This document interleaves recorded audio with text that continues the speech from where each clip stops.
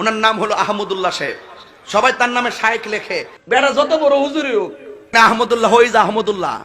আহমদুল্লাহকে আসুন্না আসুন্না, এই আসুন্না নাম দিয়া মানবতার ফেরিওয়ালা হইতে চাইতেছ। এই আহমদুল্লাহ হলো পাবলিককে ধোঁকা দিয়ে বোকা বানায়। আহমদুল্লাহর গনার টাইম আমরা আছে। আমাকে অনেক সময় অনেকে অনেক বাজে কথা বলেন, কটু কথা বলেন, হজম করে চলে যায় যে আমার ভাই হয়তো ভুল করেছেন। আমি আবার তাকে পাল্টা বলতে গেলে অসুন্দর হবে, মানুষ ইসলাম সম্পর্কে ভুল ধারণা নেবে। আমি সবর করার চেষ্টা করি। আল্লাহ আমাদের সব ভাইকে সেরকম হওয়ার তৌফিক দান করুন। বিড়ালের গলায় ঘন্টা বাজানো, এটা তো আসলে যার তার কাজ না। ডক্টর আব্দুল্লাহ জাহাঙ্গীর রহমতুল্লাহ আলাইহি একটা কথা বলতেন। ইসলামী বিশ্ববিদ্যালয় কুষ্টিয়ার প্রফেসর ছিলেন, অনেক বড় আলেম ছিলেন, আপনারা অনেকে চিনেন। স্যার একটা কথা বলতেন যে মুসলমানদের মধ্যে যে অনেকের আগুন লাগছে, এই হুজুর ওই হুজুরের বিরুদ্ধে, ওই হুজুর ওই হুজুরের বিরুদ্ধে বলে, এগুলো আমি থামাতে পারবো না, এত ক্ষমতা আমার নাই যে আমি থামাই দেব। তবে আমি একটা কাজ করতে পারি, সেটা হলো নতুন করে যেন কোনো আগুন না লাগে, আমি এই জন্য কোনো কারোর বিরুদ্ধে খোঁচাখুচি করি না। আমি আব্দুল্লাহ জাহাঙ্গীর রহমতুল্লাহ আলাইহির সেই বিষয়টাকে মাথায় রেখে কোরআন হাদিসের নির্দেশ দিকে তাকিয়ে আমি পারতপক্ষে আলহামদুলিল্লাহ আমি কোনো আলেমকে খোঁচাখুচি করি না। আপনারা শুনছেন কোনোদিন খোঁচাখুচি করতে? আলেমদের মধ্যে যারা মতবিরোধ করে, আরেকজনের পিছে লাগালাই করে, পাবলিকের সামনে একজন আরেকজনের বদনামিতে লিপ্ত, তারা জানে না যে তাদের পায়ের তলায় মাটি নাই। এই দেশে ইসলাম বিদ্বেষীরা ষড়যন্ত্র করে কত ভয়ঙ্কর গর্ত খুঁড়ে রেখেছে, এটা যদি তারা জানতো তাহলে এই কাদা ছড়াছড়ি বাদ দিয়া সেগুলোর বিরুদ্ধে তারা লাগতো। তারা প্রকৃত অবস্থা জানে না। যেই কোনো আলেম, যে কোনো ধার্মিক মানুষ, তিনি যদি পরস্পর দ্বন্দ্বে লিপ্ত হন, তাহলে বুঝতে হবে যে বড় বড় চ্যালেঞ্জগুলো সম্পর্কে তিনি জানেন না, সেজন্য তিনি এই ছোটখাটো বিষয়গুলো নিয়ে পড়ে আসেন। আমরা নিজেদের পিছনে লেগে আসি। আজ শয়তান আমাদেরকে একজনের পিছনে আরেকজনে লাগাই দিছে। আপনারা সাধারণ মানুষ হবে, আপনাদেরকে আমি একটা অনুরোধ করতে চাই, সেটা হলো হুজুররা যদি নিজেরা লাগালাগি করে, আল্লাহর হস্তে আপনারা ওই লাগালাগি করেন না, হুজুরদেরকে আপনারা অন্তত বয়কট করবেন। যে আমরা এই সমস্ত খোঁচাখুচি করা মানুষগুলোর সাথে নাই। এবং অনেক সাধারণ মানুষ আছে, এক হুজুরের ভক্ত হইয়া আরেক হুজুরের 14 গোষ্ঠী উদ্ধার করে, আছে না নেই?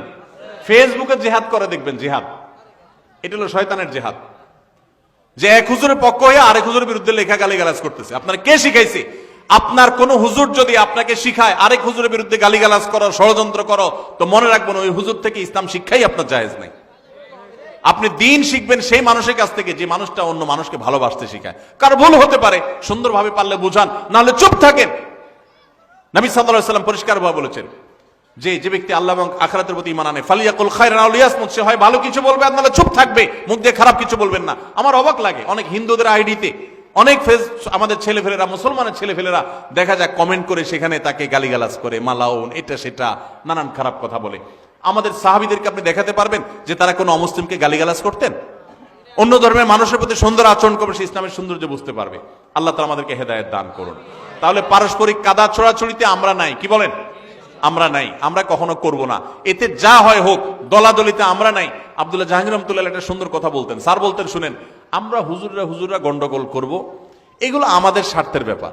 আপনি অযথা আমাদের পিছনে আইসা আমাদের স্বার্থ উদ্ধারের আপনি উসিলা হলেন, মাধ্যম হলেন, আপনার কি লাভ হলো? আপনার আমলটা কেন বরবাদ করলেন আপনি আমার জন্য, আরেকজনকে গালিগালাজ করে? এই জন্য কোন হুজুরের ভক্তি করতে গিয়া আরেক হুজুরের শত্রু হতে যাবেন, আরেক হুজুরের গালিগালাজ করতে যাবেন। এবং মুসলমানদের পরস্পর একদল আরেক দলের গোষ্ঠী উদ্ধার করলেন, এটা উনি একপন্থী উনি আরেকপন্থী, ভাই আপনারটা আপনি প্রচার করেন, আরেকজনকে গালিগালাজ করবেন না। যিনি মাজারে শুয়ে আছেন, যার কবর আর কি, ওই মাজার বানাইছেন যার কবরকে, উনি যদি আল্লাহর ওলি নেককার কোনো মানুষও হয়, এই টাকাগুলো কি ওনার কবরে ঢুকে? তা আল্লাহর ওলিকে তো দিতে পারতেছেন না। বরং ওই লোকটা যদি আল্লাহর ওলি, আল্লাহর নেককার কোনো বান্দা হয়ে থাকে, এই টাকা এখানে না দিয়া ওনার পরিবারের কোনো সদস্য বাঁচা থাকলে তাদেরকে কিছু কিনে দিলে সেটা বরং সওয়াব হবে। ঠিক না ঠিক? মনে রাখবেন, আমরা বাংলাদেশে মানুষ, হিন্দু ভাইদের সাথে আমাদের উঠা বসা অনেক বেশি। আমরা তাদের মধ্যে যে সমস্ত কালচার দেখি, এগুলো দেখে দেখে আমাদের মধ্যে চলে আসছে। এটার তো সেরকম একটা বিষয়। মাজার তো দানের কোনো জায়গা না ভাই। আপনারা মদিনায় গেছেন না?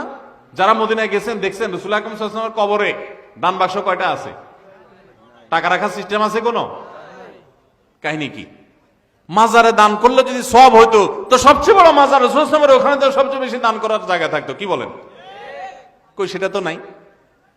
আর মাজারগুলো দেখবেন বেশিরভাগ, বিশেষ করে আপনার দেশে বড় বড় অনেক মাজার দেখবেন হাইওয়ের আশেপাশে, রেল স্টেশনের আশেপাশে, মানে যেখানে যেখানে পয়সা পড়বে ওখানে মাজার বেশি। বুঝেন না কথা? আল্লাহর যে নেককার বান্দারা আছেন ওনাদের কবরকে যদি কেউ মাজার বানায় তারা অপরাধী, আল্লাহর নেককার বান্দারা অপরাধী না। অনেক নবী রাসূলের কবরকেও মানুষ এরকম মাজার বানায় শিরকে লিপ্ত, তারা অপরাধী, ওই নবী রাসূলের কোনো দোষ নাই। খবরদার, আমি ওই কবরের সাহিত্য নেককার কোনো মানুষ থাকলে তার সমালোচনা করতে পারবো না।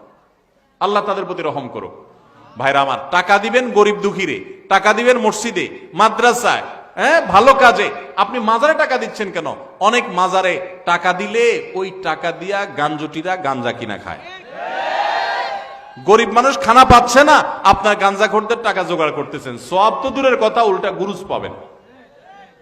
আল্লাহ আমাদেরকে হেদায়েত যেন আমরা পাই সেই তৌফিক দান করো। অজাগায় কুজাগায় টাকা দিয়ে ঈমান নষ্ট করবেন না, এটা কোনো দেওয়ার জায়গা না। অনেকে আছে মাজারে দেখবেন মোমবাতি জ্বালা রাখে। আরে ভাই, যার বাসায় কারেন্ট নাই, টাকার অভাবে মোমবাতি কিনতে পারে না, আপনি মোমবাতি কিনে দিবেন তার ঘরে মোমবাতি কিনে দিলে আপনি সওয়াব পাবেন। এখানে ফকফকা লাইটের তলে আরেকটা মোমবাতি জ্বালাই দিয়েছেন, কিয়ামতের দিনে ফেরেশতারা পিটাতে জিজ্ঞেস করবে, লাইটের নিচে আবার মোমবাতি লাগাইছস, তোর কি মাথা ডিস্টার্ব ছিল?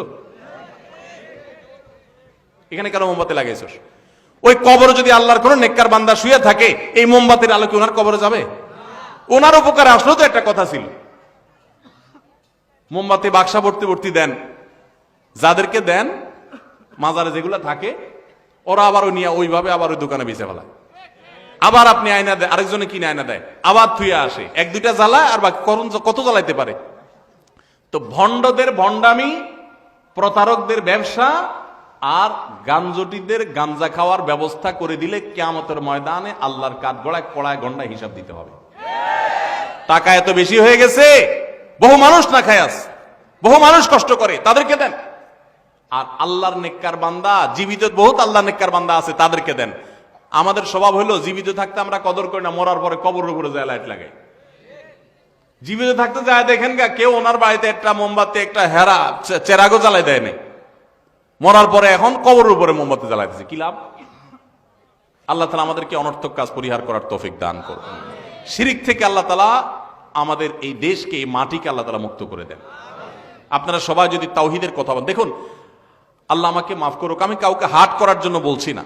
যদি আমার কথায় তারা কেউ হার্ট হয়ে থাকেন তো আল্লাহ আমাকে মাফ করুন, আমার সেটা উদ্দেশ্য না। আমাদের যে সমস্ত ভাইয়েরা শিরকে লিপ্ত, আমরা ওনাদের প্রতি মায়া করি, আমাদের খারাপ লাগে, আমাদের ভাইয়েরা ভুল করছেন, আমরা তাদেরকে শত্রু মনে করি না, তারা আমাদের প্রতিপক্ষ না, তারা আমাদের ভাই, ভুল করছেন। আল্লাহ তাআলা আমাদের ভাইদেরকে হেদায়েত দান করুন, আমাদের সবাইকে তাওহীদে আসার তৌফিক দান করুন। আপনারা তাওহীদের কথা বেশি বেশি বলবেন, সুন্নতের কথা বেশি বেশি বলবেন, নবী সাল্লাল্লাহু আলাইহি ওয়াসাল্লামের হাদিসের কথা বেশি বেশি বলবেন, তাহলে দেখবেন বেদাত শিরক এমনি দূর হয়ে গেছে। চেষ্টা করবেন না ইনশাআল্লাহ?